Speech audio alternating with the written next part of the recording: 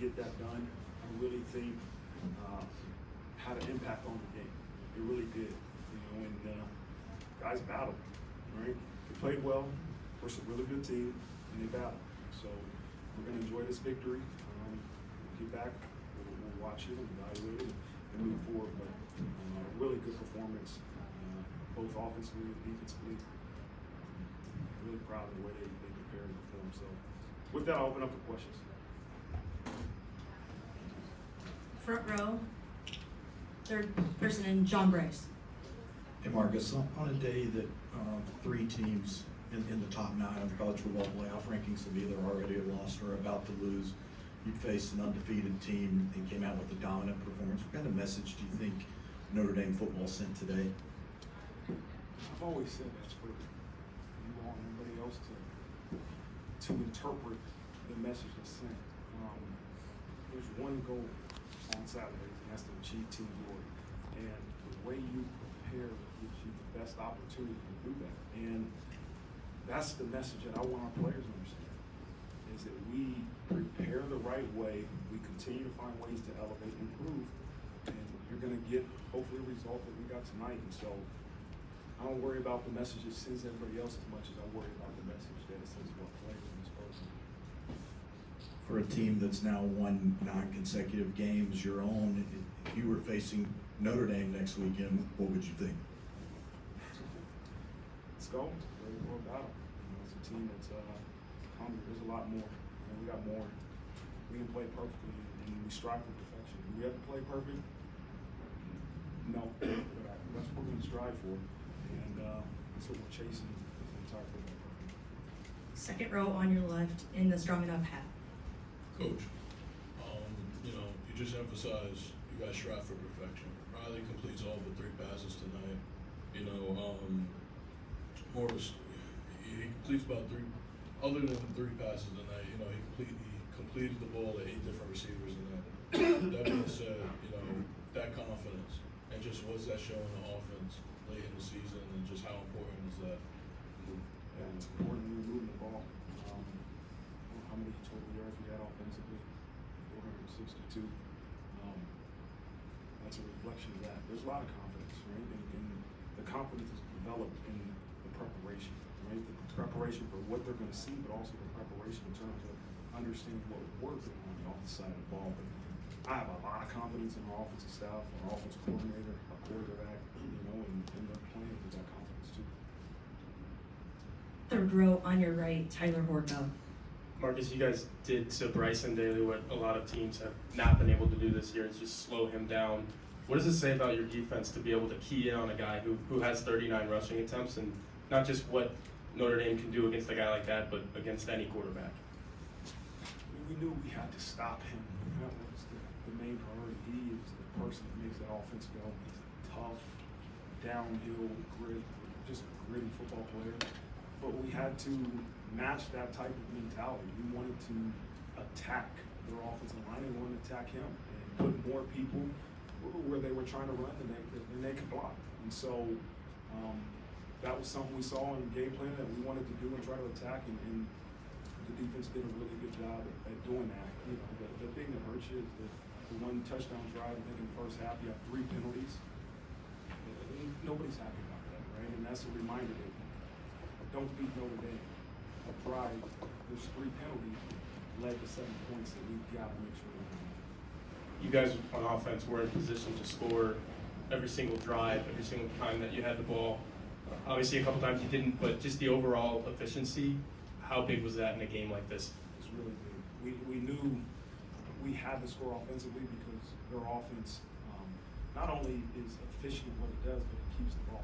Right? So we knew we had to try to put some pressure on them offensively and try to get them behind and score. Our offense was efficient. They did a good job.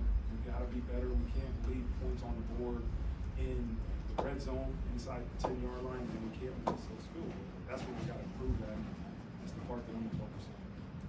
Front row on your left, Mike Berardino. And Marcus, Howard Cross, questionable all week. How much was he able to practice? How close was it that he made it to the game? And then Donovan Heinish's performance these last few weeks. Yeah, Donnie's done a heck of a job filling in, and I mean, just given the opportunity. I think I said this earlier in the year. We know what Donnie Heinisch can do. He just had to get the opportunity, so everybody else sees what he can do. But he's done a heck of a job. You know, Howard was close. We just didn't feel like he practiced some, and we didn't feel like he could give it a go. And then Mitch Jeter, I know you want to get him going, but level of concern health-wise and just rhythm-wise at this stage for him? I don't think it's as much health-wise. I think we'll see what happened on the 48-yarder before half. You know, the thing I'm most upset about is the penalty right before that. I think that moved it back 5 yards. But the block, the field goal, we got to figure out schematically what's going on. If they can't have it, we're going to be a great football team. So we got some work to do in the field goal unit. Front row to your left from Mike Bernardino. Coach, you talk about striving for perfection. Can you talk about your offensive line being able to get on the second level and your running back go downfield? Yeah, I'm so proud of where that group has come from. You look at from the start of fall camp, who we have starting to now where we're at, with the different starting lineups, and the production and the elevation and the improvement that offensive line group has done. You know, the running backs will get all the credit, the ball carriers get the credit because of the yards, but those things don't happen without really a great offensive line working together in unison. And so, really doing a good job. Coach Rudolph is doing a good job of getting those guys playing physical, but also playing together. Second row on your right in the blue pullover. Marcus, the way you guys picked yourself up off the ground at that second week loss, what do you think's been most important in the way you guys have played since then and continue to build momentum? We've improved, but we're starting to be more consistent, right? And that's the sign, I said this before, the sign of great teams, great businesses, great people is consistency. Not the ability to do it one day and be really high, the next day be really low, but the consistency throughout the game, throughout the season. And that's what I think we've seen in the past couple of weeks. We had to improve. We had a lot to improve from that Northern Illinois performance, and we have done that. And now we're seeing a consistent football team, and we got to continue to be that. Third row on your left, Tyler James. Marcus, do you feel like Jeremiah Love is finding another gear here late in the season? He seems to, he's obviously put together two big performances back to back. Is there something that's clicking now that maybe wasn't at other times? I don't know. I want to say his confidence, but he's always been confident. He was confident in high school, right? And he's a confident football player. I think I love about Jeremiah Love is he's protecting the football, right, and not causing turnovers. But it's almost like he's anticipating what the defense is going to do, and you know, when he breaks through the second level, I haven't seen many people that can catch him. But he's practicing well. He's taking care of his body and producing the game. Kingston Villamorosa left the game. What's the concern there? It's just a knee. I just told you he's got a knee sprain. He's going to be out for the game, so we'll evaluate him tomorrow when we get back. Our last question opportunity for Coach Freeman on the right, standing with the iPad. Hey, Coach. Ken Praetzer, Cam Vets Media. Just going to ask you about how you approach the Army defense. You got 273 yards. You had a couple of big runs against Army, and then you had the two passing touchdowns. What was your thought about that going into the game? You know, they were top 3 in the country, I think, in rushing.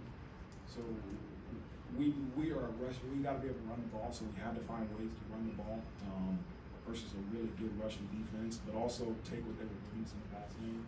And we did a good job. It's not like we have a secret. It was just we were able to run the ball efficiently versus a really good run defense, and we did everything. We were efficient in the passing and didn't turn the ball. Coach Freeman, thank you.